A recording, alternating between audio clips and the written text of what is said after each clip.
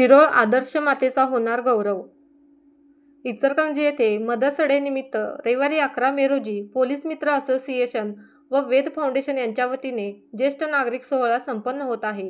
या कार्यक्रमात शिरोळच्या आदर्श माता श्रीमती फुलाबाई श्रीपती माने आईसाहेब यांना पुरस्कार देऊन गौरविण्यात येणार आहे. याबाबत यांचे चिरंजीव डॉक्टर दगडू श्रीपती माने यांची घेतलेली मुलाखत. आपलं नाव? मी डॉक्टर दगडू श्रीपती माने, शिरोळ. मी पत्रकार आहे, परत सामाजिक कार्यकर्ता म्हणून काम करतो आणि चित्रपट, नाटक, शॉर्ट फिल्म वगैरे चालू असते सगळी. तर या टोटल सामाजिक चळवळीत असेल, सांस्कृतिक चळवळीत असेल, काम करत असताना मला खऱ्या अर्थाने जी उभारी मिळाली ते माझ्या आईवडिलांच्या आशीर्वादामुळं, त्यांच्या प्रेरणेमुळेच खऱ्या अर्थानं मला ते बळ मिळालं. कारण कसं आहे, आमची अत्यंत गरीब परिस्थिती आणि गरीब परिस्थितीमध्ये शिक्षण घेत असताना खऱ्या अर्थानं माझ्या आई वडिलांनी खूप कष्ट घेतले. आता ही माझी आई आहे, आमच्या मातोश्री आहेत, त्याचं वय वर्ष किमान 84-85 वय आहे. परंतु आज वडील नाही आहेत, वडील जाऊन आता जवळजवळ 30 वर्ष होत येत आहेत. पण आई वडिलांनी कष्ट घेत असताना मग शेतातली कामं असू द्यात कुठली, मोलमजुरीपासून ते बैलगाडीला ऊस वाहतुकीच्या कारखान्याला ऊस वाहतुकीचं काम असू दे, हे सगळं करून आम्हाला कष्टातनं आमच्या 2 बहिणी आणि मला त्यांनी चांगलं घडवलंय.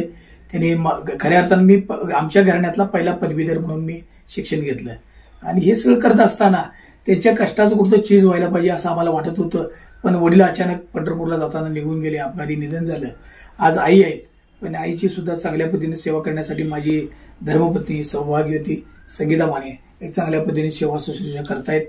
आणि खऱ्या अर्थानं तिच्यामुळेच तर, आमच्या बायकोमुळे तर चांगल्या पद्धतीमध्ये औषधोपचार असू द्या, तिचे संगोपन असू द्या, दिवसभरात तिच्या गप्पा मारणं असू द्या, तिला जिथं आनंद देता येईल तेवढं काम ती करत असते.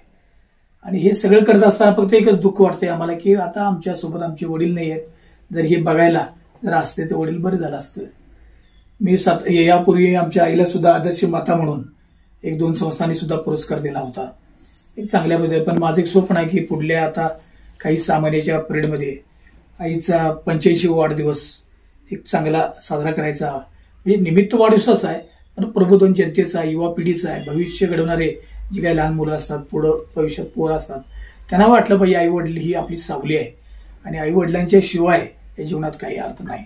कारण त्यांचे संस्कार, त्यांनी घडवलेलं जे काय ही पुण्याची कामं आहेत ती मात्र ते आपल्याला फळाला येतात. कारण आपल्याला जी काही मुलं आहेत पुढं, आपली जी काही वाटचाल आहे त्याला यश मिळत असते.